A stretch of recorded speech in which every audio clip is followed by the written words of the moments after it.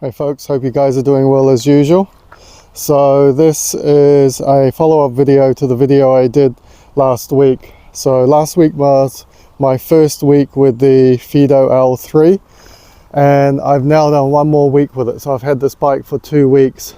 So I just thought I'd give everybody an update if there's any problems or anything that's happened to the bike, things I've done to the bike. And I'll start off with the electrics, because if you remember, if you watched last week's video, I had some problems with the horn. The horn is integrated into the light, and when I got the bike the first week, I realized after about 3 or 4 days the horn wasn't working. So I sent a message to the Fiido rep, the guy I bought it off, and he said he was going to ship one from China. He said he'd get the company in China, Fiido in China, to ship one, and they did. It came about 14 days later, and so my horn is now working again. It is working. Just don't know why. Yeah, so sometimes the problem wasn't actually with the actual horn. The problem was with some of the wiring in there, and I had to, so the way I got it working is I changed over the new light just by pulling out, here's a cable here, and you just undo it right there and then just put the new one in, but that actually didn't work. So what happens is, I think there's something that is pulling on here. So if you have this up too high, the horn will stop working. Not sure why. I think there must be some kind of loose wire or something, but I managed to get it working. It works all the time now, apart from when I was just showing you guys. But that's working, so the horn is working now after a week. And the rep from Fiido, the company, you know, they didn't mess around. They just sent me out a new light and horn straight away, so that's good. On Thursday, the electrics have been really good on this, despite the only problem with the horn not working. And on Thursday I rode home, and it was like I was being rained on the whole way for basically an hour, and I had no problems with the electrics. If you read online, some of the online forums about some, you know, other electric bikes, when the controller gets wet, when it's rained on, it'll, you know, cut out, and then basically you won't be able to ride your electric bike. But I rode this for an hour. It wasn't absolutely, you know, torrential rain, but it was, I would say medium kind of downpour. So everything was completely wet. I was, you know, my pants were wet, I was cold, my gloves were wet. So you know, it got a complete shower type thing, and it had no problems. I had no problems. I rode it, you know, all the way, and it worked perfectly fine. There was no problems with the electrics. And actually, the weather was so bad on Thursday, I had my auxiliary light working here as well, just flashing, and then I switched on the other light as well, just for a bit more security, just, you know, to make it a bit safer to ride. And the electrics held up really, really well. There were no problems with the battery, you know, connections with the battery getting wet, or with the key there, you know, not working or shorting out, and, you know, with the motor and all that. So, you know, that was good. I was encouraged by that, because, you know, if you're riding to work, and obviously you don't want to be late, and then, you know, the bike breaks down on you. I mean, this thing is not really easy to pedal. You can pedal it, but it's not very fast. You can, you know, pedal it at about a maximum 12, maybe 13 you know, mile an hour, but obviously it's quite a heavy bike as well because of the battery and the motor, so it's not something you want to be pedaling for, you know, a long period of time. But the electrics were good on this so far, so I've had no problems apart from that intermittent horn problem. The other thing is, if you remember, I spoke about these mirrors on this, and I put them on Sunday, and then on Monday I rode with them. It was the first day I rode to work, and they kind of drooped down and sagged, and I thought, oh god, these things are going to be a bit of a nightmare, because they got ball joints on there and they got a ball joint on there, so I was thinking, you know, I might not be able to tighten them up that much. But actually, when I got home that evening, I just got a small screwdriver and tightened them up, and they tightened up really, really well, and now they don't move at all. The right one on Tuesday right through to Friday, I didn't adjust my right mirror, which is the mirror I use most of the time, and it stayed in place, and it was perfect, and I use it a lot now. So it's these mirrors are pretty good. I would say they're definitely, you know, definitely not the best mirrors you can probably get on the market. I mean, I spent days on Amazon looking at different mirrors, and I still really only rate these mirrors at about 80%. I mean, even though they're not moving around now, there's two things that would be kind of slightly nicer on them, and that's if the arm here was a bit longer and the mirror was actually a little bit bigger by, say, another inch, and a bit squarer rather than this kind of angled shaped. I mean, if you read the reviews on Amazon about these mirrors, and there's a link in the description, people say they look really cool, but for me, I don't really care if the mirrors look cool. I want, you know, the mirrors to actually do what they're supposed to do, which is show you what's behind you, because obviously safety is like my main concern when I'm cycling. So you know, two things that would improve them. And actually the mirrors, when on Sunday when I took it for a ride, you can see here this brake would have been further over here, but I moved the brake over and then pushed the mirror as close as I could to the throttle, just to move it out by another, you know, half an inch, 3/4 of an inch, just to give it a bit more, you know, a bit further out. So because what happens is, obviously when you're cycling and your hand is here, you know, you're getting your arm is blocking your rear view, which, you know, is not exactly what you want. So I'm going to keep these for a while. I think they're only £12.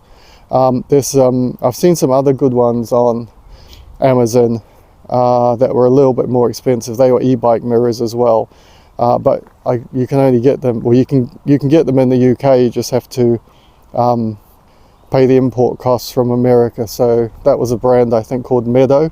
So I'm going to stick with these for a while, and then, you know, I'll probably try and upgrade later. It's really hard to get decent e-bike mirrors. You know, I think when people design them for bikes, maybe they don't, you know, test them as much as they should, or every bike is different in that. I could get like bar end mirrors here, but I didn't want to put a hole through this, because it's like, you know, the bike's only 2 weeks old, and I didn't want to start cutting a big hole and putting one in, so it looks nicer with that.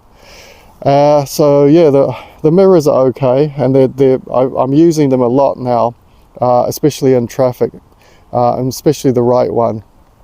On the like canals where I ride, they do shake and bump around a lot, and everything is a bit, you know, blurry. But on like roads like Tar Seal, when I'm going through the city, they work perfectly well.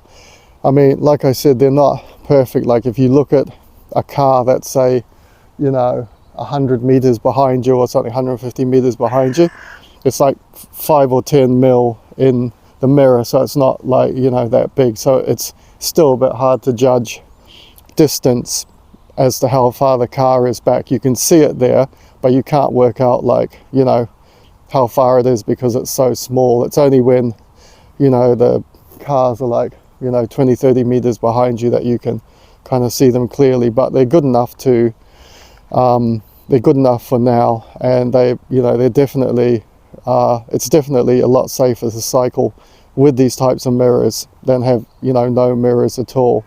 So I'm kind of like, I'm okay with these. They're not perfect, but I'm not going to change them. The brakes here, the old Fiido brakes, I had them for 2 weeks, and they were actually just starting to work a lot better. The pads had bedded in. If you want to see how to change these, the original brakes to these X-Tech ones, there's a YouTube video. I've done a YouTube video on that yesterday and posted it. It's 40 minutes long. You probably don't need to watch the whole thing, because if you watch one, you know, they're exactly the same. To change, all you got to do is take off these two bolts down here and undo that and then keep the washers spacers in, and then basically bolt it in and push your cable here through, tighten it up. The front one is perfect. The back one is, I did it a little bit tight, but it'll, you know, the pads will wear down. So I'm just going to leave it. And I think there's no rubbing on the pads at all, so they're quite good. You just got to align them up, but watch that video if you want to like change them. And they basically just bolted straight on exactly the same way the old ones did. I didn't change anything. I didn't have to take out any of the washers. I left the spacers in there, and so they were perfect, and they were 42 pounds. I got them off Amazon. I'll put a link in the description if you want to, you know, if you want to buy these types of brakes. They're semi-hydraulic, so they use a cable, which is good, and then there's the hydraulics in the actual piston there, pushing it into the disc, and they do work a lot better than the original brakes. When I first got the original brakes, they would grip and then loose and then grip and then, you know, tighten. So you were kind of like braking, not braking, braking, not braking, if that makes sense. But these are a constant pull. So they're definitely a big advantage than the original Fiido brakes. But you can, you know, I cycled for 2 weeks on the Fiido, the original brakes, and, you know, I didn't have any accidents, and they would lock up. And on the Thursday when I was cycling home and it was like raining on me, I tested the original brakes to see if they would lock up, and they were spongy because the discs were wet, but I could actually, if I pulled hard enough, the back wheel would lock up with the original brakes. I think these will definitely be a lot better in the wet. You know, they'll probably pull up a lot quicker than the original brakes, just because they're like hydraulic and, you know, put a bit more pressure on. So I changed those over. There's not much else I really want to do to this bike in terms of fixing things. I've had this light for a long time, and I didn't use it for a long time, and I thought the battery might be kind of getting a bit won't charge as much, but I charged it up a few weeks ago, and it works fine, holds charge. I charge this almost every day when I'm riding, and I've got like the phone holder thing, which I don't use much anymore. So there's not really much else I want to change with this. There's only a few other little things that I've in the where I park it at work. There's a few scratches on the paint, and there's one there as well where I had the lock, because I used to put the lock on Velcro strap the lock there, and I've changed that. And there's a few, you can see here, there's a few where the paint has been just scraped off, where I put it against a metal bar to lock it up. But that's okay. I can maybe find some kind of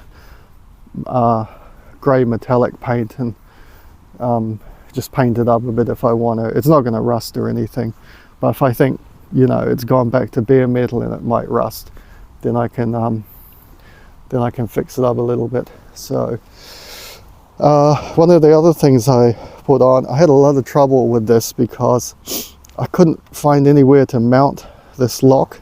And by the way, these locks are really good. I've had one of these before, and someone tried to break into my bike, not with an angle grinder, but they tried to do it with like a hammer and stuff, and they couldn't actually break this lock. The bike was still there, and they'd busted all the things in the lock, but I managed to get the lock off. This is like almost 17 mil thick, so it's quite a tough one. I mean, if somebody wants to steal your bike, you know, obviously they're gonna steal it. There's like no way to stop it unless it's locked in a, you know, garage or somewhere where nobody can see it. But I mean, on the street, if you're locking it for the, you know, going into a shop, it's better than having nothing. So, but you know, an angle grinder will still get through that. I don't think bolt cutters will get through that. So I think it's a bit too thick for bolt cutters. So you'd need something, you know, a bit more heavy duty with that. But so I had a bit of trouble trying to find a place to mount this. I was trying to mount it on over here, and then I was trying to put it here, and I wanted it obviously hanging down so the weight is you know, heading downwards, not kind of like shaking too much and where it might break. And I didn't want to mount it on the you know, here, because basically on the handlebars on the stem, because it's quite heavy, and I didn't want to put stress on the handlebars. And there's not, with this little bike, there's not, you know, these are quite small. These bars are quite small. They're a lot smaller than you would get on a normal, probably normal bike. So it's, you know, and because this is so small, be good, like the bike is this far, right? You can see how far the bike comes out. It would be really nice if they'd extended, put this right out, because there's not really a lot of point having a tiny little thing like this and then having your bike this far out. They could have put this right out to here and extended that out, which means you could put like a pannier, you know, thing, or buy a bag and strap it onto here. But it's just too short. It's only about 6 inches, you know. But if they'd put it here, you would have got a good, you know, 12, maybe 10, 12 inches, which would have made it, you know, more convenient. So, but it is what it is. I cycle with I bought a new backpack for cycling, so I just carry it on my back, and somewhere it might be a bit hot and sweaty, but you know, hopefully it should be okay. There's been no other problems that I can see with this. I've had no other issues. I mean, it's like I said, this is my second week, and I've done 350 miles on this bike in 2 weeks, which I think for a tiny little bike like this, you know, it's really, really good, because most people, I guess, who cycle through London, even on e-bikes, you know, probably wouldn't cycle, you know, 125 miles a week on an e-bike. It would just be, you know, it'd probably be too far for them. But it's not bad. The seat is pretty comfortable. It might be one of the only things I upgrade in future, just to try and get a gel seat that's like maybe even more comfortable. But it's fine. And obviously, when you take the battery out, you just flip that up like that, and then you can pull the battery out, and it just comes straight up like that, and then you just flip it back down. And if you really want to, like if you're going into a coffee shop, then you can you know, take the seat off as well. And the other thing which is quite good is with this lock here, it'll go through here, and it will go through, and then you can lock it to, you know, say if there's a you know, a bar here, or, you know, if you lock it to a bike rack, then you can put it against the bike rack. And this one is good enough to go right through, which stops the battery, you know, it locks the battery to the actual frame of the bike, which is good as well. But yeah, so 350 miles. And I mean, one of the advantages, there were two reasons why I wanted to get this bike. And the first reason is, you know, it's a lot more convenient than taking the trains, because I was constantly getting to work late on the trains. You know, even 15 minutes late every day is a bit of a pain, you know. So you're rushing to the train, and the train's 10 minutes late, which makes you 10 minutes late. Then I'd have to get a bus, and the bus is 5 minutes, you know, not on time. You have to wait another 5-10 minutes. So sometimes you're getting into work half an hour late, which is a, you know, real pain. And the other advantage with this is it saved me, you know, normally I would be paying £73. I think the TfL just increased the price of their tickets, so I'd be normally paying £73, and so for 2 weeks I've saved almost £150, you know, just by having this bike. So in a couple of months this little bike will have paid for itself, because it was expensive. You can check out on the Fiido website, you know, these bikes are about £800. So, you know, it's a lot of money, but you know, when you're saving, almost getting on for, you know, 100 quid a week on a bike like this, you know, it really does make sense to cycle to work. And the good thing about being an e-bike, obviously I don't, you know, I've ridden normal bikes for years, and you know, if I was riding a normal bike, it's 12 and a half miles to my work, and if I'm riding an e-bike 12 and a half miles, I'm going to get into work, I'm going to be hot, I'm going to be sweaty, I'm going to need a shower, you know, I have to take a towel in, a change of clothes, and buy all the cycle, you know, gear that you would need for proper cycling. But with this being an e-bike, you know, I get into work, I'm still fresh, you know, I have a shower in the morning, you know, I don't smell or anything, I'm not, you know, covered in sweat, I don't need to take all the additional clothes in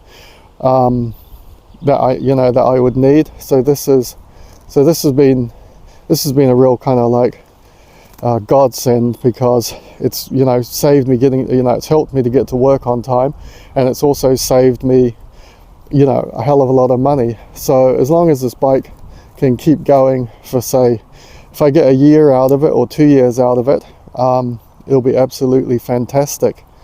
So yeah, I'm happy with that, and I'm happy with the way it handled the rain, and didn't break down, and the electrics are all, you know, the main electrics that need to keep going have worked well. The battery does, I spoke last week about charging the battery. The battery does take a long time. It's got a I think it's only got a 3 amp charger, which is good. I don't mind, because when I get home in the evening, you know, the only thing, you know, I'm not riding the bike after I get home from work, so I don't really care. I just put it on charge at, like, you know, 6:30 when I'm having dinner, and then in the morning I just wake up and put it, you know, just pull the charging cable out, and that's it, it's ready to go. So, but it does take, you know, I think it's got 5 bars. Let's see, is it 1, 2, 3? Yeah, it's got 5 bars on the power level thing, and so I always use at least 2 to 3 bars. Sometimes I use 2. On Thursday, when it was really raining a lot, and I cycled really slow, I was only doing about, you know, 10-12 mile an hour on this. I dropped my speed right down, and it used an extra bar. Obviously it was cold, and in the cold the battery, you know, it sucks a lot of power it sucks more power out of the battery if you're cycling in, you know, in really cold weather, as opposed to cycling in, like, you know, a nice warm hot day, which the battery will keep more charged. But so it usually uses about 2 to 3 bars, and I just point out, I think you can probably, if I get it on the right angle, you can probably see the mileage I've done on it, 350. Yeah, but the other advantage with this is, like, it's not just the cost of you know, saving that on the weekly travel card. I worked out with the size of the battery, and I'm using roughly 50% of the battery. It's costing me 8p a day to get to work, you know, so 5/8 40p. So it's costing me £1.60 a month in travel costs now. So that's all I'm paying to charge the battery, is £1.60 a month in electricity. So, you know, that is like incredibly cheap for an entire month's travel in London. You know, you're looking at what 10 quid roughly if you use it for an entire year. You're looking, you know, you're only looking at what, 12-13 pounds a year for your entire travel. You know, obviously you have to do some maintenance, like tires and things like that, but you know, your actual cost of charging the bike is very, very low. And just the last thing I want to talk about, because it's been quite a long video, is these tires have done really, really well. What size are they again? I think they're 195. Yeah. So what I'd like to do is there's plenty of space here in between there, and there's plenty of bit of space there. So what I want to do is, when I change the tires, I want to increase these to like say 2105s or 2.2s, just to make them, just to bring it out a little bit more. Not because the tires are not like smooth riding. They're, you know, they're only small tires, but basically having just a little bit wider tire might just put a little bit more rubber to the actual road. So when I'm braking, I know it'll maybe just help stop it a little bit better. Is that light going? Oh yeah. Oh yeah. Oh yeah, now the horn's working. So you can, let's see if I can. So it's quite loud. When you beep someone on the horn and you're behind them, they definitely know you're there. So yeah, so that's the only thing. And the only other problem I've got is most of the stuff you can buy, but I think I'm not sure how long I'm actually going to get out of this back tire. I'm hoping, you know, I can get maybe somewhere between 5 and 10,000 miles off it before I have to replace it. Tires for this are a bit difficult. I haven't found the perfect tire to buy yet, but because I want to buy the tires before the old ones wear out, so I've got them, you know, ready to put on. So even if these tires only last, you know, 6 months or something, you know, I've got new tires ready and waiting to put on. But it's a little bit difficult to buy these, and these are a Chinese branded tire, but you can't get these, and they're like, you can see they're e-bike approved and rim saver. So when I do change them, I want to try and put on slightly wider tires, because maybe it will give a little bit more cushioning, but it might be just a little bit, you know, braking might be a little bit better. So yeah, but that's about it really. So week 2 on the Fiido L3, and I've had, you know, no problems with this bike at all. It's been absolutely perfect. It's run perfect. It's run in cold weather. You know, it's run right through the rain. It's run through puddles. And the other thing that I was a bit worried about is that is potholes and stuff. One of these days I'm going to do a video on potholes in London. But this is, you know, because I was thinking, I go over some really big potholes right along the canal where there's a lot of, you know, like branches and stuff that are falling. You're always riding over something or riding in some pothole or uneven surface. But it's, you know, I've had no problems. Like the tires haven't blown out or anything like that. I haven't had any punches with them. They've lasted really well, and you know, nothing's happened to the rims or anything. They've, you know, they must be pretty strong. because I've had, yeah, they're solid aluminium, but they've done really well, so they're good. Yeah, so that's it. So if you made it to the end of this video, you know, thanks for watching. It's been quite a long one, and as usual, if you found anything helpful here, it would really help the channel if you would like and subscribe. And I'll leave a link in the description for the brakes if anybody wants to buy them. And that's it, and I'll see you in next week's video. I might miss a week and do like a month video, you know, do like 1 month with it, you know, to see, you know, because unless there's some problems with it, it's probably going to be exactly the same as this video here. But yeah, so thanks for checking in, guys, and I'll see you guys in the next video.